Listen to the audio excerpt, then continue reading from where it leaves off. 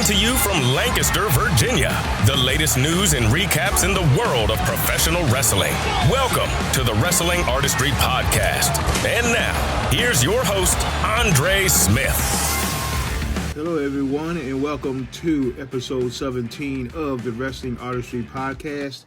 I am your host, Andre Smith, and as some of you that is viewing this on YouTube may know, this is my very first video podcast. So if you are a part of the Wrestling Artistry YouTube channel, I thank you for joining me. And for those of y'all who are seeing this for the first time or aware of the Wrestling Artistry Podcast YouTube channel for the first time, do me a favor, please, and like and subscribe to this channel. I'm just going to get right into it.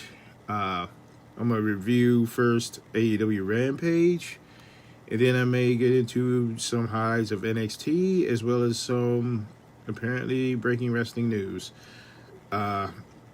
Rampage took place on January 28th from the Wolstein Center in Cleveland, Ohio.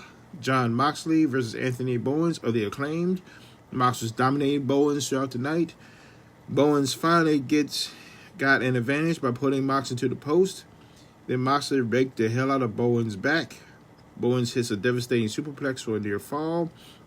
Bowens delivered some sort of corkscrew DDT for a 2 count. Mox hits a power driver for a near fall. And then Bowens tries to hit Mox with a chain, only to get met with a flying cutter. And Mox hits a paradigm shift for the victory. Bryan Danielson was backstage watching on the big screen, and all he did was smile and walk away.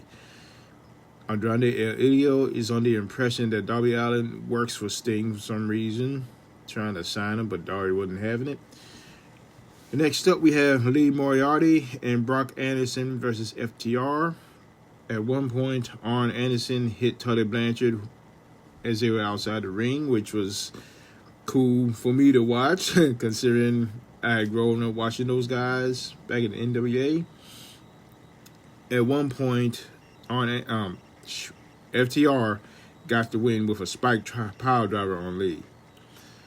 The TBS title match took place as Jade Cargill, the champion, defended against Julia Hart of the Varsity Blondes.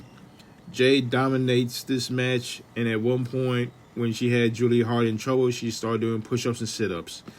Jade hits a big boot, followed by Jaded for the win.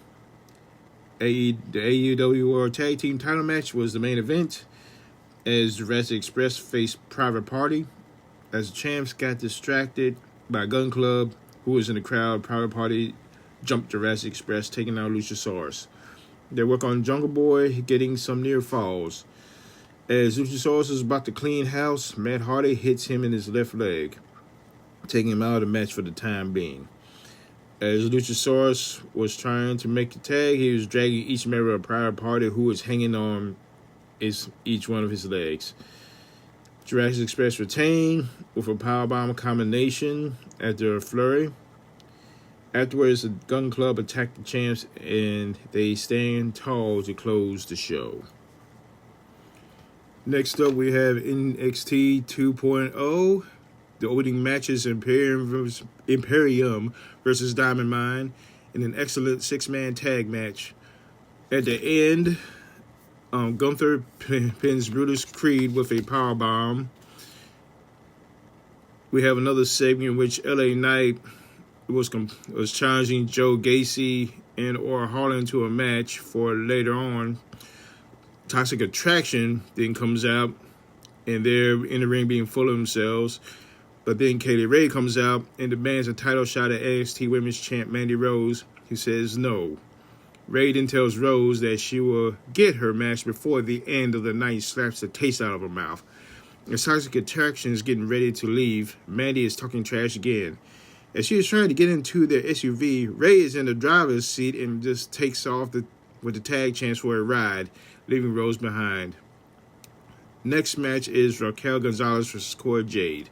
Jade holds her own but falls to the Conchita Bomb. Afterwards, Gonzalez helps Jade up and says to her, let's win this thing, talking about the Dusty Rhodes Classic.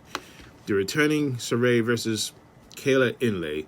Saray is not wrestling as a schoolgirl, and Saray wins with her signature belly-to-back suplex. Duke Hudson has a new attitude, and he is only concerning himself with inflicting pain and making his own luck. So it appears that on Vengeance Day, 2 weeks from this show, it is Cameron Grimes versus Carmelo Hayes for the NXT North American Championship. So as Idris and Nofe and Malik Blade were trying to come up with a tag team name, Idris asked Malik what would he say to Mandy if she walked in. Then Mandy runs in and accidentally lands on Malik's lap, and Ray is chasing her down. Malik is in a trance.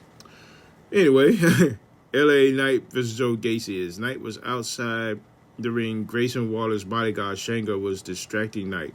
Waller sneaks on from behind and delivers a stunner, which causes Knight to be weakened enough to get caught by a backflip clothesline by Gacy for the win.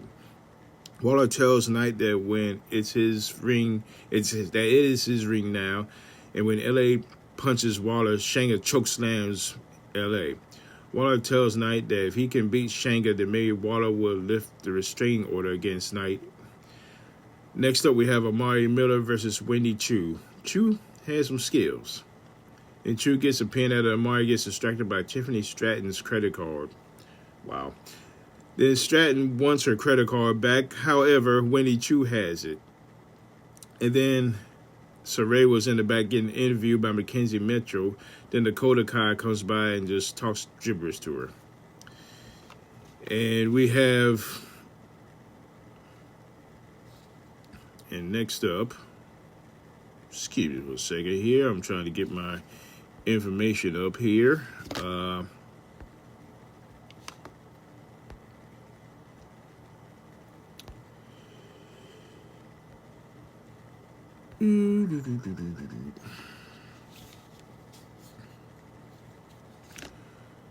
Yeah, I'm doing all kinds of stuff here on the fly here. Y'all have to forgive me.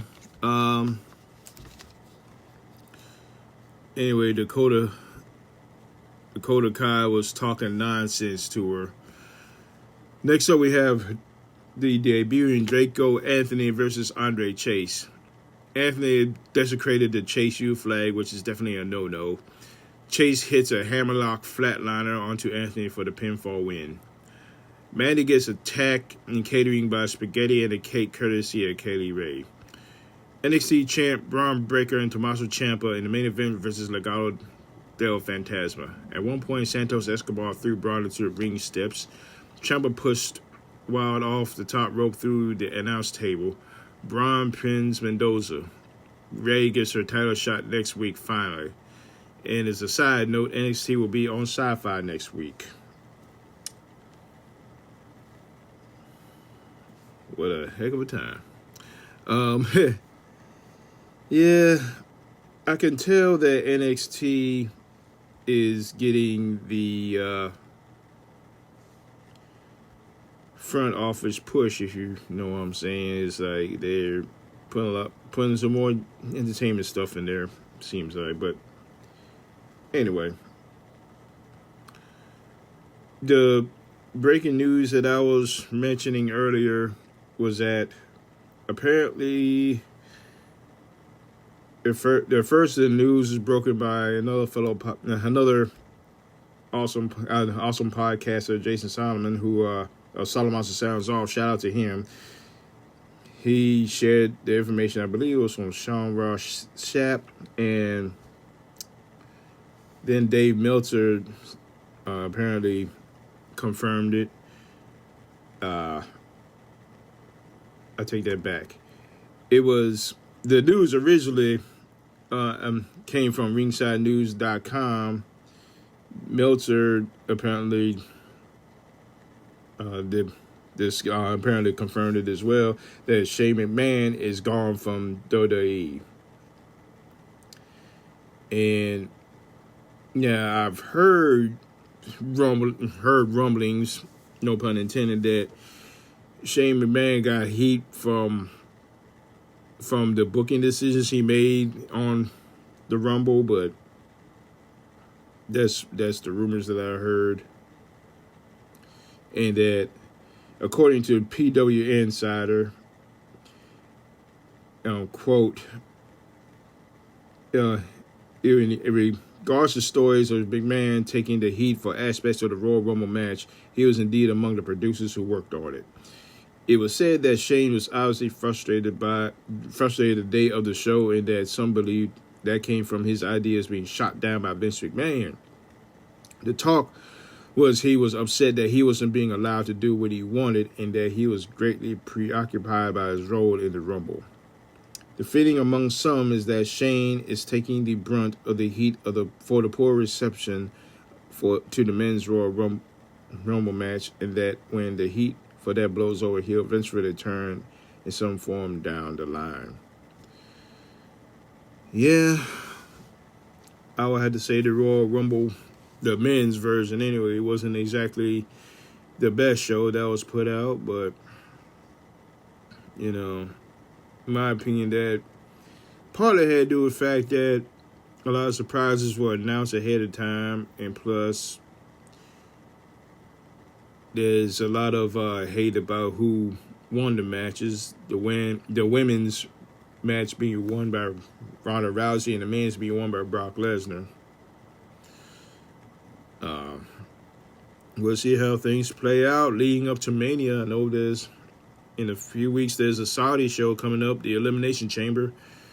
Well, Bobby Lashley's supposed to be defending his title there, and we'll see whether he holds on to it or not, considering that you have Lesnar, Seth Rollins, and others in that match. I'm going to go ahead and wrap this up now. Again, I know this was kind of a challenging thing for me to do since I'm not used to doing this, but I'm going to try to work on it as best I can. But let me know what y'all think of this pilot episode, and, give me some feedback if y'all want to, and that'll be it. And this is it for episode 17 of the Wrestling Artistry Podcast. Just again, this is my 17th audio podcast and my first video one, so